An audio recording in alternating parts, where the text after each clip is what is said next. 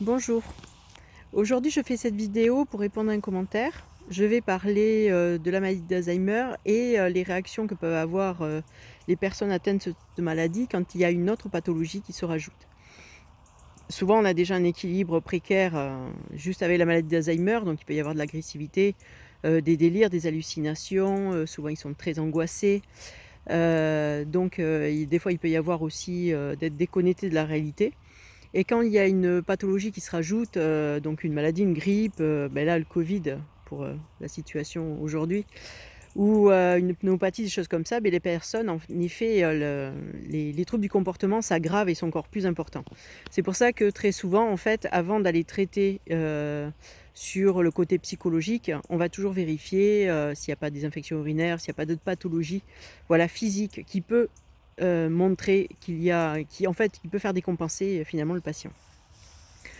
Pour la situation de la dame, en effet, c'est une personne atteinte de la maladie qui appelle ses parents alors qu'en fait il l'a jamais fait, qui est très angoissée, qui est encore plus incohérent que d'habitude. Et je dirais que dans le fonctionnement normal, dans cette pathologie, la personne en fait, elle est dans un tableau logique où en fait, en effet, tous les troubles cognitifs vont augmenter. Il peut y avoir une perte de la marche, il peut y avoir des troubles d'équilibre, il peut y avoir plein de choses comme ça. On se retrouve avec des personnes qui sont alitées, qui ne mangent plus, voilà, qui sont ou très agressives ou au contraire dans le mutisme, complètement déconnectées de la réalité. Et en effet, là, honnêtement, il n'y a pas grand-chose à faire à part, pour ceux qui sont angoissés, leur tenir la main et leur dire vous êtes en sécurité. Donc ça, je le dis pour les soignants parce qu'ils savaient qu'aujourd'hui, quand une personne est hospitalisée comme ce monsieur, malheureusement, la famille ne peut pas être présente. Et être à distance avec une personne qui a une maladie en stade sévère, c'est très compliqué. Donc en fait, on sait qu'on ne va pas pouvoir avoir de contact, donc on est obligé de passer par les soignants. Donc à ce moment-là, on peut demander aux soignants, est-ce que vous pouvez dire que j'ai téléphoné?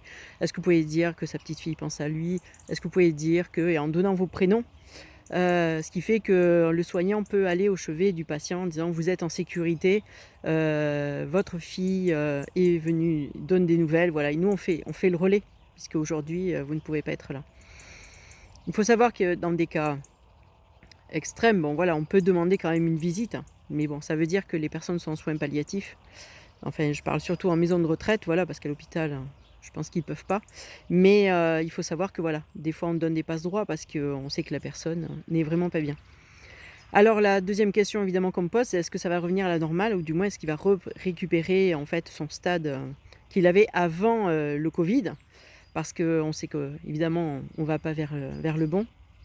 Alors il y a deux solutions, c'est que aujourd'hui on ne peut pas savoir parce qu'en effet, ou alors la personne a passé un stade et ne peut pas revenir à son état initial avant la maladie.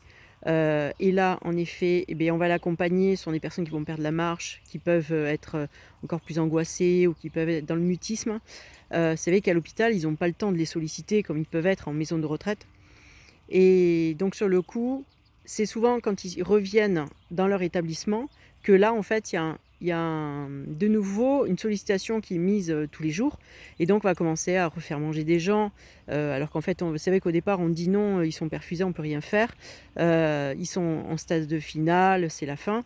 Et puis finalement, nous, on voit quand même pas mal de personnes avec la sollicitation, avec notre énergie aussi quand on arrive. Bonjour. Voilà, tout ça, ça donne du peps. Et en fait, ça permet à la personne de récupérer. Donc aujourd'hui, je ne vais pas dire à cette dame, il va reprendre son état initial ou non, ça c'est pas possible de le dire. Et il faut laisser faire les choses. Mais par contre, oui, il faut tenter, en fait, quand ils reviennent en institution, de remettre la sollicitation tous les jours, de faire juste au moins les transferts, de faire 2-3 pas, et puis rasseoir, voilà, de remettre en place le kiné, mettre en place la sollicitation au niveau du repas. On va commencer par des compotes, puis on va faire la soupe, et puis on va faire le repas. Voilà, on va faire petit à petit, mais tous les jours, on va proposer quelque chose qui fait qu'en fait, des fois, ils arrivent à récupérer. Et qui, comme ils n'ont pas la notion, ils ne se rappellent pas qu'ils ont eu peur, qu'ils ont été malades. En fait, ils ont pas cette peur de ce qui leur est arrivé, il n'y a pas le souvenir.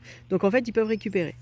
Pour donner un exemple, par exemple, les gens qui partent pour des cols du fémur, par exemple, quand ils arrivent, on les opère, tout ça, à l'hôpital, ils sont dans un mutisme total. Souvent, en plus, on est obligé de les sédater parce qu'en effet, les délires et les hallucinations sont tellement importantes ou l'agressivité qu'ils ne peuvent pas gérer. Donc obligatoirement, on va devoir toucher le traitement, et ça peut se faire aussi en maison de retraite. Il faut savoir que c'est très difficile de poser un traitement équilibré en sachant que si vous en donnez trop, la personne a du mal à éliminer le produit parce que les reins ne marchent pas très bien. Donc en fait, elle peut être en surdosage, ou alors vous ne donnez pas assez et la personne est vraiment trop angoissée. Et ça, il faut savoir. C'est vrai que souvent on dit oui, ils ont assez, tout ça. Avec l'expérience, moi je disais pareil, je dis oh là là, ils exagèrent. Mais en fait, avec l'expérience, plus la maladie avance, plus c'est compliqué de pouvoir gérer un traitement. Voilà. Quelle molécule mettre? Comment faire? Et nous, honnêtement, aujourd'hui, les infirmières et les médecins réévaluent tous les jours. Parce qu'en fait, ils ne savent pas. Et il y a certaines personnes, on ne peut même pas les stabiliser. Voilà, donc ça c'est une mise au point que je voulais faire un petit peu, parce que c'est vrai qu'on ne se rend pas compte du travail, mais quand on les voit travailler et qu'on voit l'investissement, voilà, je pense que c'était important de le dire. Donc voilà, je ne peux pas malheureusement rassurer cette dame qui me met ce commentaire, qui est désespérée. Je comprends tout à fait son désespoir et je reste très solidaire. Mais malheureusement, on ne peut pas dire aujourd'hui s'il va pouvoir récupérer ou non. Ça c'est au fur et à mesure, tous les jours. Et lui, en fait, comment il va pouvoir passer ce stade-là. Donc j'ai une pensée pour toutes les personnes qui vivent ça, parce que là aujourd'hui c'est le Covid, mais il n'y a pas que le Covid, c'est quand il y a des pneumopathies, c'est tous les jours, quand il y a la grippe, voilà, un rhume peut en effet les déstabiliser, les déséquilibrer, et c'est difficile de récupérer derrière.